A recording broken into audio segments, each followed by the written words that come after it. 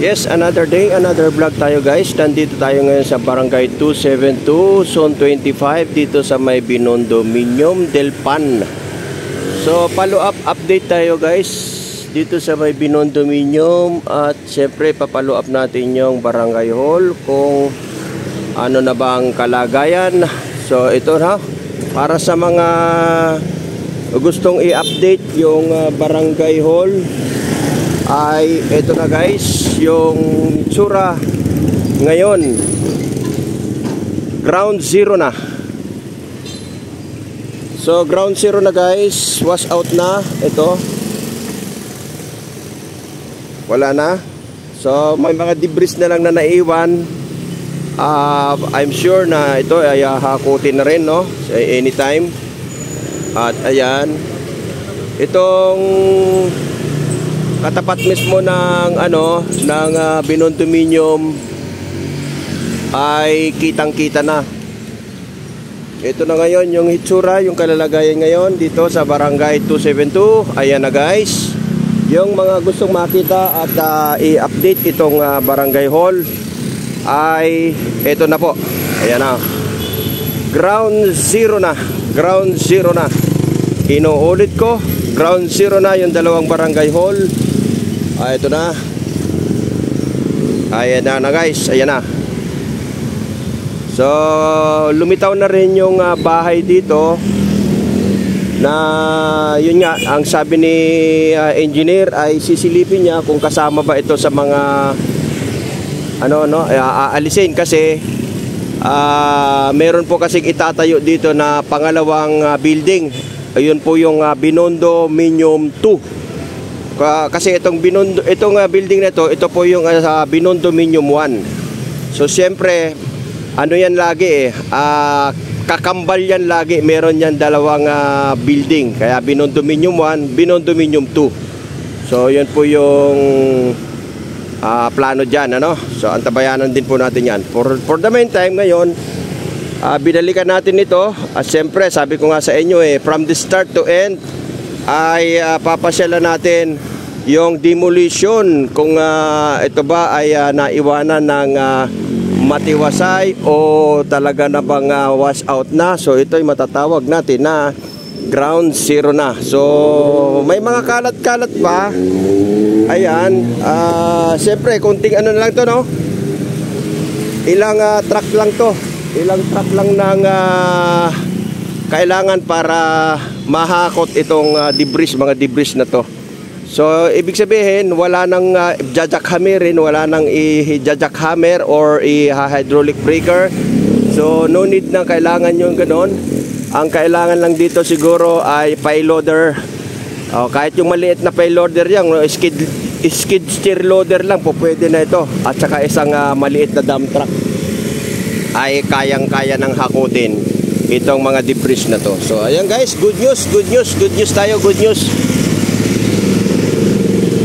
Good news at congratulations sa ating demolition team. Good job sa ating demolition team guys.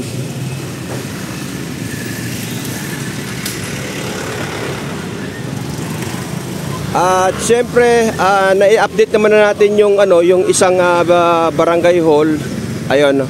So dati na 'yan, Ayan, Inauna kasi nga dinimulisyon tapos sinunod na ito. At ayan na nga.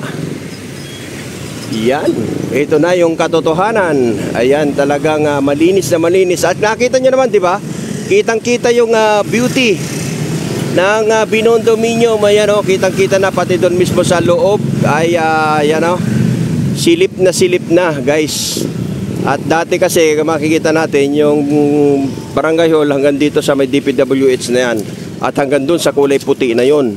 Doon yung Barangay Hall na nakatayo. For the para sa ngayon, makikita natin ay malinis na.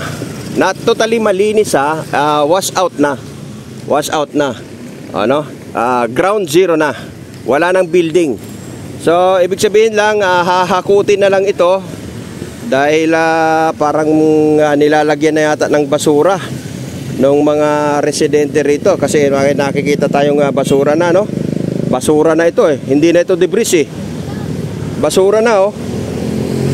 Oh, basura na nga, basura na. So, 'yon. Ang panawagan lang natin sa sa DPWH, DPWH ba? Hindi. City Engineering pala. City Engineering ay na po. Kailangan na sigurong tanggalin na ito para hindi na mapagkamalang tapunan ng basura kasi inuunti-unti na nilang tapunan dito ng basura. Ayan. Siguro nabisi lang yung ating mga heavy equipment kaya hindi pa nila mahakot ito. At I'm sure pagtutuunan ito ng pansin nila engineer. Yan ano? Ayan oh, kitang-kita no, silip na po yung binondominium ayun oh. Na dati hindi natin siya makita pag dito tayo dumadaan. Hindi natin mapapansin na binondominium pala ito. So ngayon sa lahat ng mga dadaan, ito na. Silip na guys. Ayan na oh. So yun, kagaya nga na sinasabi ko sa inyo, from the start to end ay pupuntahan po natin, babalik-balikan natin yung mga proyekto at mga project na isinasagawa ng City of Manila. At ito na nga, yung kulay puti na to, hanggang dito po yung Barangay Hall. At ayan nga, yung mga bakal-bakal may mga nakausli pa. Ayun. So, tapos yung huling haligi na nandito, ito yon. Ito. Ayan. So, good news guys. Yan, ayan ang itsura. At yung flagpole, siyempre yung flagpole na iwan para yan dyan sa ano. At ito yung binondominium. O diba? Wow. Yun. Ito yung ating good news. Okay? Good news na good news.